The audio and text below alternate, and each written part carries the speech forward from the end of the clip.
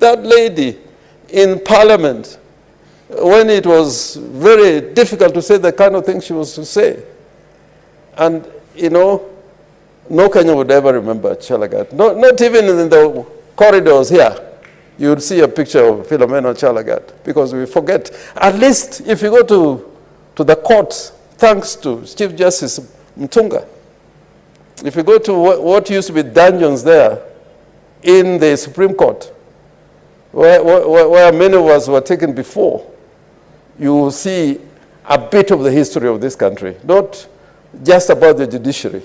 You'd see, you know, events and photographs and paintings of people who contributed to making Kenya a democratic nation. So I'm hoping, Mr. Speaker, that as we remember President Kibaki, that one of these days, we could probably have a hall of fame here. Remember the Arguing Skodek of this world, a great barrister. Who remembers Arguing Skodek? Yeah. You go to parliaments all over the world, people like those are remembered. Yeah, but here, I think the only thing is partly colonial history. You see pictures of people who are speakers here. And I'm not talking about Speaker Lusaka. But speakers are not by themselves the parliament. The parliament is us and everybody. So I hope, so I hope when one of these days when people from Bugoma are walking along the corridors of this parliament, they will see a photograph or a painting of Moses Wetangula or Mutula Kalonzo, who in a few years has made a difference, or Wambua, who wants somebody to be number 2.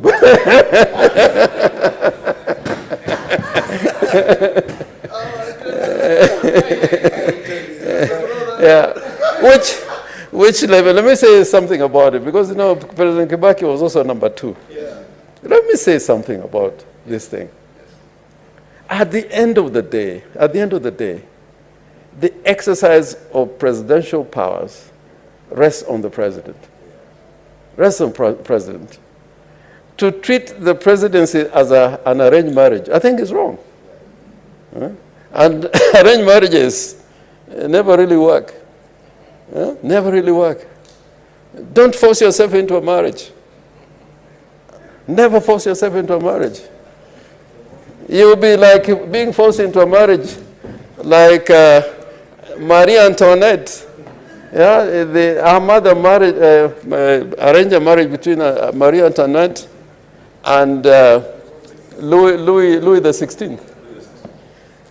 And she found out that Louis XVI was not really a man. Yeah. I will not go to the details. But arranged marriages are just like that. May I believe that when you are a lady, a gracious lady, and you want to enter into a union, you make some kind of choice. Mr. Speaker. You want to be informed, Senator Orengo? Yes, Mr. Speaker. Yes, Senator Chula Yako. Thank you very much, my senior. This point of forced marriage only works if one party submits. I just wanted to inform my senior. The forced marriage only works if one party submits. So when one party has the potential to rebel, the marriage breaks down. That is the problem we have had in Kenya. You get into a forced political marriage, then one rebels. I think it can work if one of the partners submits to the other, so that it fits what has processed our family. So I hope those who are forcing themselves into political marriage, one will submit. Thank you.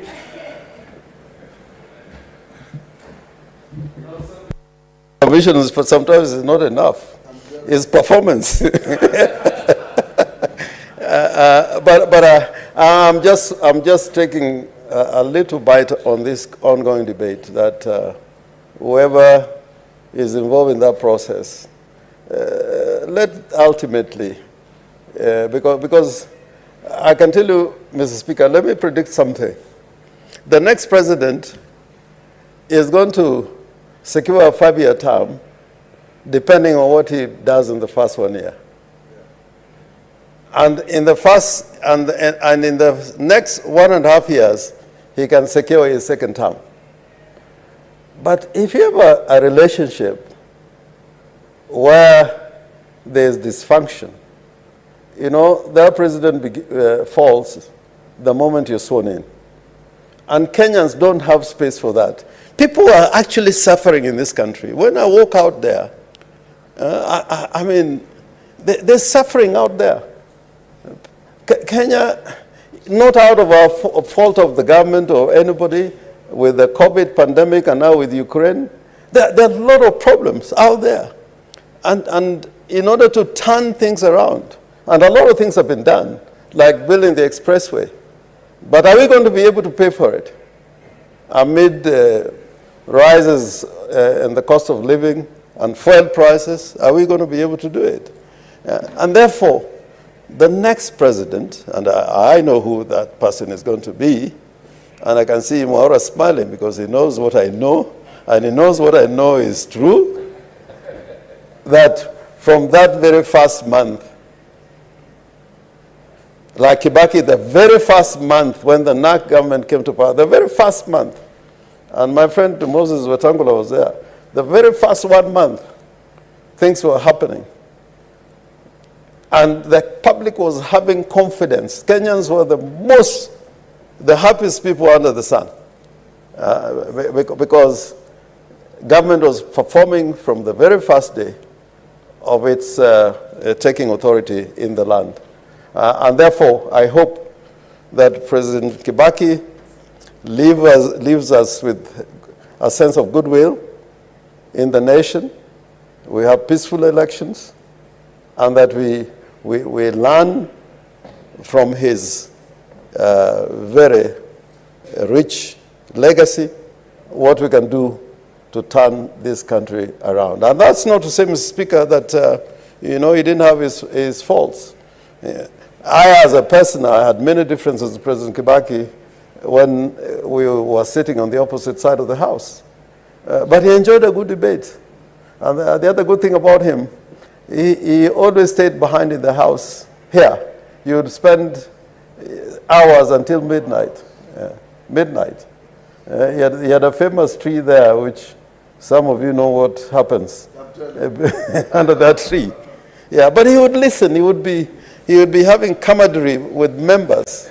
And after a debate where you are having political differences, you are arguing against each other, then you go for a cup of tea or a glass of something, and then you continue the debate and come into a semblance of understanding.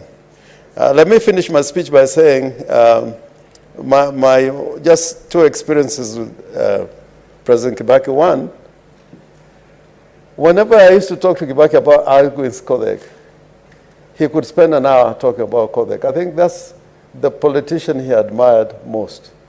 And if you go to the Hansard, you'd realize why. Because Kodek liked humor, he liked wit, he was good on his feet, just like Kibaki.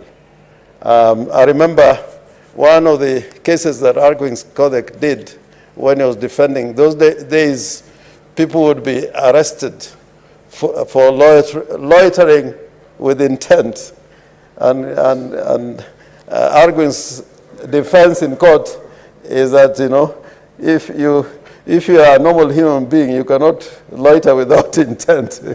Most of the time when you're walking, you must have some intentions of going somewhere. And Kibaki would repeat that one. But the other thing that I want to say that I remember him for was when we were having a final meeting at Harambee House in the presence of President Kikwete, Mkapa, and the Kofi Annan. And he was there alone sitting with His Excellency Raila Amolo Odinga, discussing the trouble that had come out after the 2007 elections. And the only person who was called to that room was Wako as Attorney General. And Raila Amolo Odinga insisted that he needed his lawyer to be in that room. I I was privileged to be in that room. And many questions were thrown around in that room, arguments. And when we reached some understanding, when it was suggested, and of course outside the president's office, you know, everybody who was who in government was standing outside, knocking the door, wanting to come in. And Kibaki would keep on saying, no, don't allow them. They are what a letter to fitina, he would say in Kiswahili. So at the end of the day, when an agreement was reached, I was dispatched with Wako to go to Serena and do a draft, which was signed that very day. Now, I can imagine that if we had all receded to our teams, the grand coalition government would not have been formed. But President Kibaki has a sense of saying, you know, wachana na watu ambao wako nje. And that goes for somebody who was seeing a bigger picture and what needed to be done at that moment. I mourn President Kibaki. I mourn with other Kenyans that President Kibaki goes down in history as one of the greatest parliamentarians, one of the greatest debaters, one of the best presidents, and one of the best academic scholar that this country has ever produced. I thank you, Mr. Speaker.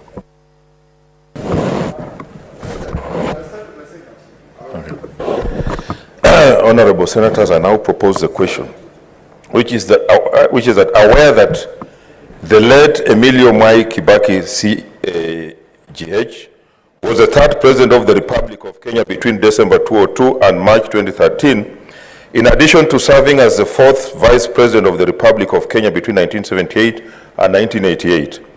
Noting that the late former president, Mwai Kibaki, had a long, illustrious career in public service, spanning over 50 years, where he served as a member of parliament for Donholm and Othaya constituencies for 10 parliamentary terms from 1963 to 2013, and as a cabinet minister in various ministries for 28 years from 1963 to 1991. Appreciating the late President Mwai Kibaki's work in setting the foundation for the Kenya's socio-economic turnaround and